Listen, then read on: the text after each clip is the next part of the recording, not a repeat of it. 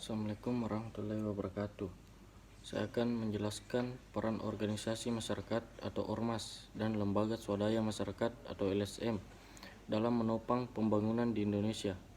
Organisasi masyarakat atau ormas dan lembaga swadaya masyarakat atau LSM dalam istilah lainnya sebagai non-governmental organization atau NGO memegang peranan penting sebagai pilar demokrasi yang mewujudkan masyarakat sipil yang kuat dan mampu memperjuangkan hak-hak rakyat dalam kehidupan bernegara. Ormas dan LSM merupakan organisasi yang didirikan oleh individu atau kelompok secara sukarela yang bertujuan untuk mendukung dan menopang aktivitas atau kepentingan publik tanpa bermaksud mengambil keuntungan finansial.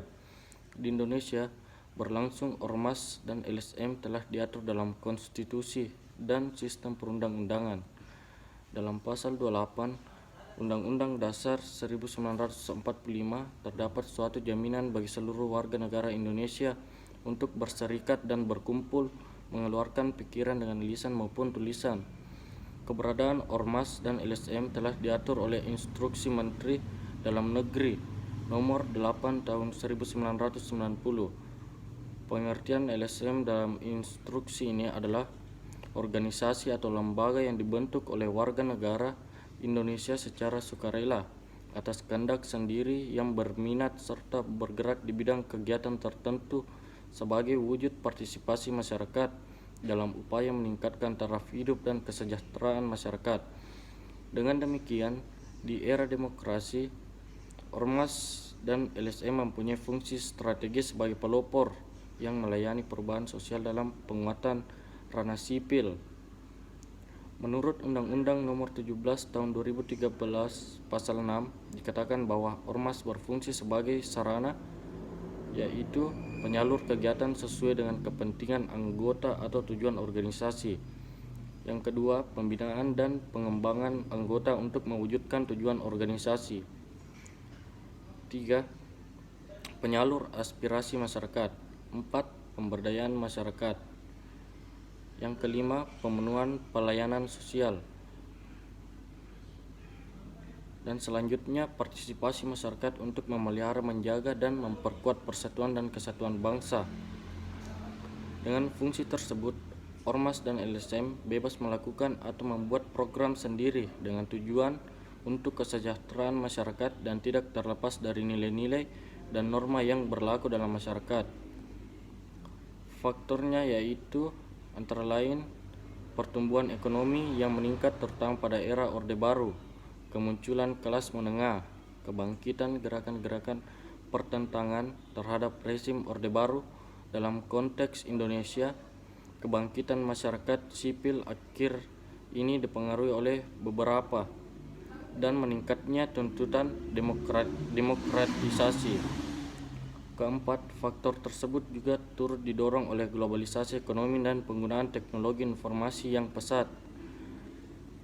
Adapun karakteristik khusus LSM dalam mengemban visi dan misinya antara lain yaitu memfokuskan pada kebutuhan masyarakat bawah dan berimplikasi terhadap kebutuhan organisasi dalam penyaluran informasi dan pemberdayaan masyarakat. Yang kedua, meningkatkan partisipasi masyarakat bagi kelompok sasaran dalam proses pencapaian tujuan program, yaitu kemajuan dan pemberdayaan. 3. Memperkenalkan inovasi yang bermanfaat dan memecahkan masalah kelompok sasaran dengan biaya ringan dan mudah untuk adaptasi sesuai kondisi kelompok sasaran.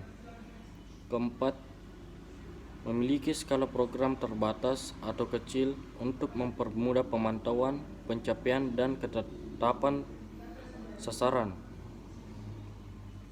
Kelima, memiliki komitmen tinggi untuk merealisasikan idealisme untuk memberdayakan dan membantu kelompok sasaran yang miskin. Keenam, menghadirkan transparansi dalam penggunaan biaya bebas dari kemungkinan tindakan korupsi.